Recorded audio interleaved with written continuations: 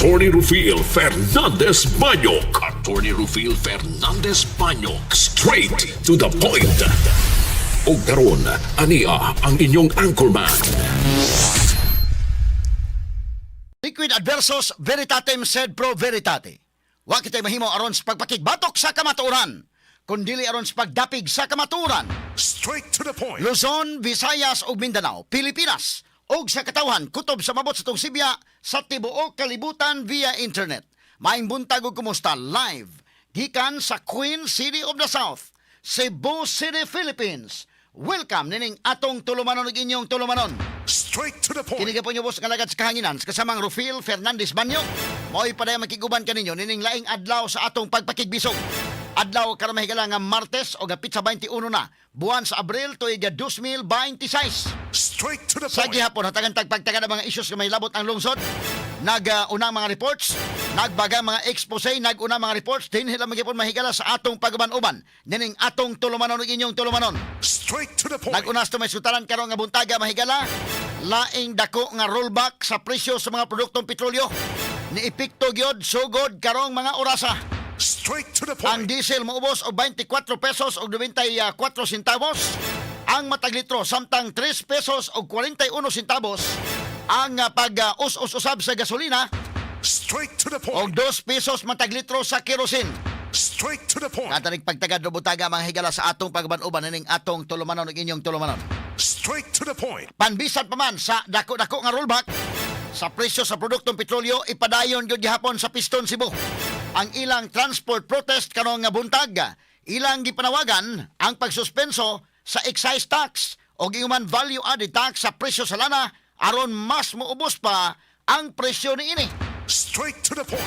At ang pagtagad butaga mga kahigalaan, mura man ay mga higala o si Ferdinand Bongbong Marcos atong presidente. Parag way plano nga mo touch mahigala sa VAT. Ang iya mga higalang gitan-aw ang kadto lang higalang excise tax. Pero ang kerosene ra sad og LPG, wa giapil ang gasolina ug diesel. Straight to the point. Mo ni ang protestaan sa mga drivers, mga sukitig paminaw, tagan-tanig pagtagad butaga sa atong pagban-uban ning atong tulumanon ug inyong tulumanon. Straight to the O point. unya ang ato mahigalang panghinaot nga tuloy-tuloy no ta ning ceasefire na ana mahigalay makabot nga kinini ang malungtaron nga kahapsay kalinaw sa Middle East. Ang problema inindako ron mga kaigalaan kay medyo volatile kaayo no ang hisgutanan labot sa pistok porbida.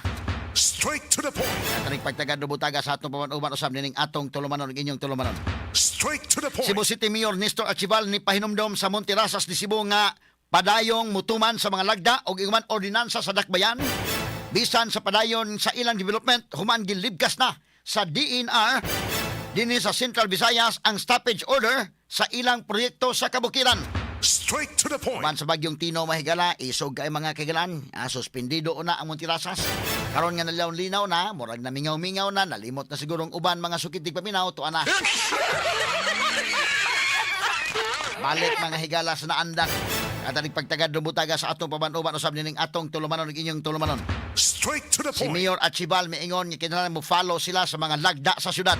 Straight to the point. Samtang sa kauluhan, mga otoridad sa Czech Republic nagdumili paghatag og komento labot sa kipabaw dinhi sa Pilipinas nga nadakpan didto sa ilang nasod ang kanhi kongresista nga si Saldico.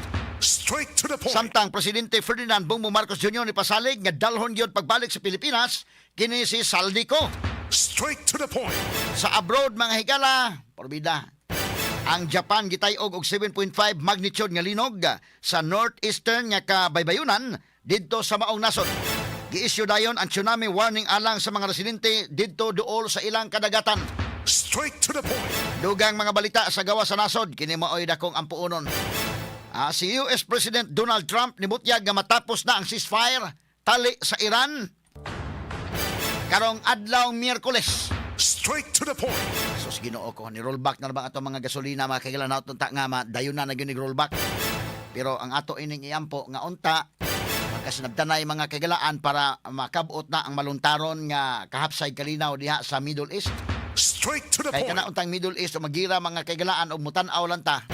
Sama lang unta sa Russia o sa Ukraine. Bisan kani adto sa gira sa Iraq mga kagalaan wa man kita mapiktari kay wa may Strait of Hormuz adto panahon na nga gisradaan sa Iraq. Medyo okay lang, ha? kanang Russia Ukraine o pa man humanan tod karon day. Pag sige gira mga kaigalaan, wa pa magkapildi mahigalang Russia sa Ukraine kay ang Ukraine mga kaigalaan ni sukol kay suportado pod sa Amerika. Straight to the point. Mao kining Iran kung panalitan og mupadayon og gira moingon nga di mi mosurrender delikado mo mulanat kay basig mingon ang Russia nga amo na sang suporta na ng Iran. Ala gira na sa mo diha kay support pa mo sa Ukraine, support pa mi sa Iran. Kag mutabang pa China og support. Dili mo direkta og gira pero mo suporta mahigalan delikado mo sustain ang gubat, mo sustain og dugay. Kinsa may una mahigalang mga matay ang mga nasod mga kagilaan nga nagsalig sa lana diha sa Middle East. Straight to the Mo point. na akong problema mga sugid tigbaminaw mo nang hinaoton ta. Karong Miyerkules sa gabi oras sa Washington matapos na ang ceasefire. Matod ni Trump posibleng dili na niya i-extend kung why makabot nga deal tali sa Iran. Straight to the point. Ang mga negosyador sa Amerika mobiya karong Martes oras sa Amerika paingon sa Islamabad sa Pakistan alang sa ikaduhang hugna sa negosasyon tali sa Iran mga sugid tigbaminaw. Straight to the point. Second round mahigala sa negosasyon. Inaut-unta nga katong primerong pag-abot nila isog pa kayo kay init pa kayo gikan pagod nagkinablitay mahigala sa mga gatong sa armas. So karon sa ilang sunod nga round mainta og mabugnaw-bugnaw na ba kasamang kay mabugnaw-bugnaw na ba gamay Katanig pagtagad do butaga. Kinig uban pang mga iskutanan niyo mabati exclusive over DYHP RMN Cebu 612 sa dial sa inyong mga radyo ug sa 93.9 IFM. Sa serbisyo